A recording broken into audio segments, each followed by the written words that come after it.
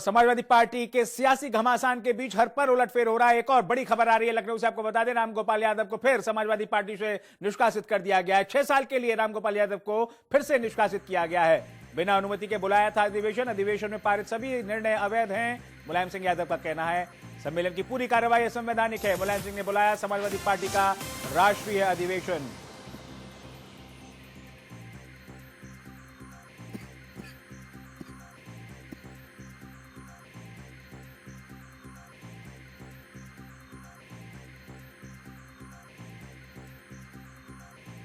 गया है और ये बड़ी खबर आ रही है। 5 जनवरी को जनेश्वर मिश्र पार्क में इसका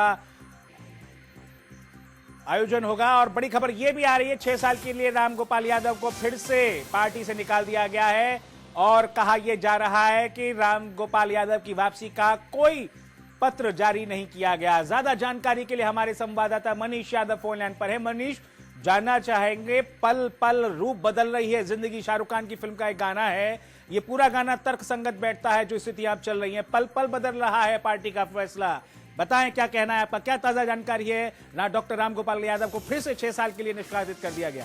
देखिए, फिर से 6 साल निकालने का सवाल इस वजह से नहीं है क्योंकि अब कोई आधिकारिक रूप से रामगोपाल यादव या अखिलेश यादव को पार्टी में लाने की कोई बात नहीं होती है। ऐसा कोई आधिकारिक प्रेस नोट नहीं जारी किया गया था। अब उसी फैसले को बरकरार रखा गया है, उसकी पुष्टि कर दी गई है। संसदीय बोर्ड जो कि मुलायम सिंह यादव ने जिसकी बैठक बुलाई थी, उस बैठक में इस पर अप्रूवल ले लिया गया है। अब रामगोपाल यादव पार्टी में नहीं है, संसदीय बोर्ड ने भी इस बात पर मोहर लगा दी है।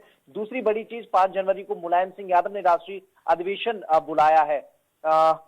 एक पत्र भी जारी किया है रामगोपाल यादव के खिलाफ। आधिकारिक समाजवादी पार्टी की जो मेल आईडी है उससे ये मेल आया है। उसमें बताया गया है कि रामगोपाल यादव अपने कृत्यों को छिपाने के लिए उनका अपमान कर रहे हैं। बीजेपी से उनकी साठगांठ है, सीबीआई का भय है, तो तमाम ऐसे आरोप मुलायम सिंह यादव ने रामगोपाल यादव पर लगाए हैं। तो ये 2 बड़ी चीजें अभी तक बनी हुई हैं। और तीसरी बड़ी चीज, जो आशू मलिक मुलायम कुनबे के बड़े नजदीकी माने जाते हैं, जितने भी बड़े फैसले हुए हैं, आशू मलिक मुलायम सिंह के साथ कंधे से कंधा मिलाकर चलते रहे हैं। जब प्रेस कॉन्फ्रेंस हुई थी अखिलेश यादव और रामगोपाल यादव को बाहर निकालने की, उस वक्त भी आशू मलिक मुलायम और शिवपाल सिंह यादव के बगल में बैठे थे, तो उनकी वाइस लेडी की सुरक्षा वापस ले ली गई है। तो अब तक की 3 ये बड़ी चीजें घटनाक्रम के बाद, जब से अखिलेश यादव राष्ट्रीय अध्यक्ष बने हैं, उसके बाद तेजी से घटती हुई दिखाई दे रही है यहाँ पर।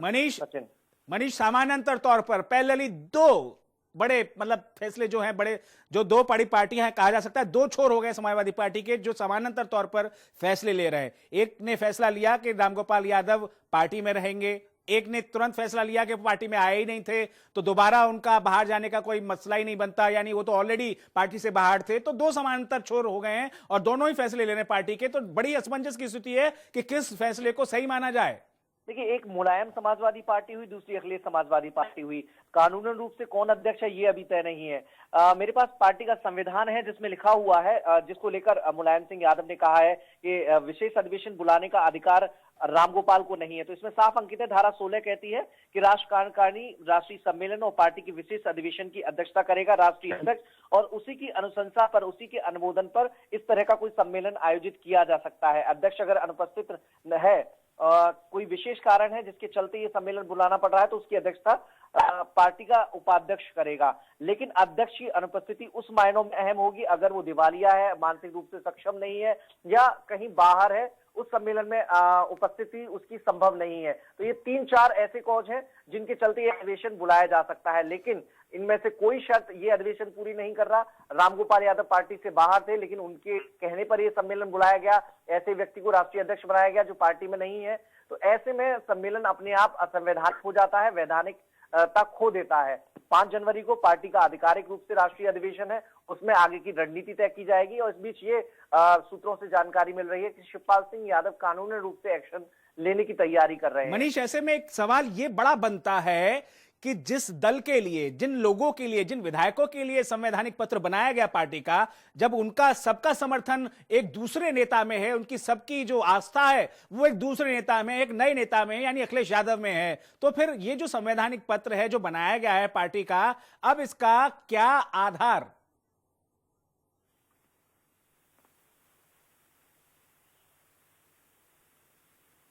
मनीष तक आवाज नहीं पहुंच रही तकनीकी कारणों से।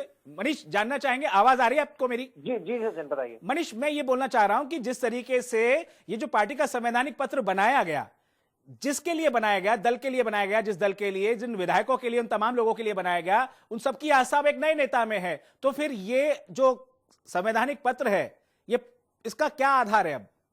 देखिए, चूंकि नेता बदल सकता है, पार्टी वही है, पार्टी का संविधान वही है, तो संविधान को फॉलो करना पड़ेगा, क्योंकि संविधान की एक कॉपी चुनाव आयोग में रहती है। पार्टी जब गठित होती है तो अपना एक संविधान बनाती है, उसी के तहत जो पदाधिकारी होते हैं वो चयनित होते हैं, उनका चुनाव होता है, राष्ट्रीय कार्यकारिणी गठित होती है, राष्ट्रीय अधिवेशन बुलाया जाता है, संसदीय बोर्ड होता है, जिले से लेकर राष्ट्रीय स्तर तक तमाम कार्यकारिणी अलग अलग बनाई जाती हैं। ऐसे में संविधान बहुत अहम रोल अदा करता है। इसी संवैधानिक व्यवस्था के तहत चीजें काम करती हैं, चीजें घटित होती हैं। तो ऐसे में इस संविधान के तहत अगर तर्कसंगत रूप से ये जो सम्मेलन अखिलेश यादव को राष्ट्रीय अध्यक्ष बनाने के लिए बुलाया गया है, उसमें उस ढांचे में फिट नहीं हो रहा, जी मनीष, तो विवादों में अपने आप आ जाता है। दूसरा, अब मुलायम सिंह यादव जो अधिवेशन बुलाएंगे उसमें कितने सदस्य आते हैं, इस बात जी पर मनीष, निर्भर करेगा। एक ब्रेक का वक्त हो चला है, आपसे और जानकारी लेंगे। फिलहाल के लिए धन्यवाद। एक छोटा सा ब्रेक, जल्द हाजिर होते हैं, आप बने रहिए हमारे साथ। आप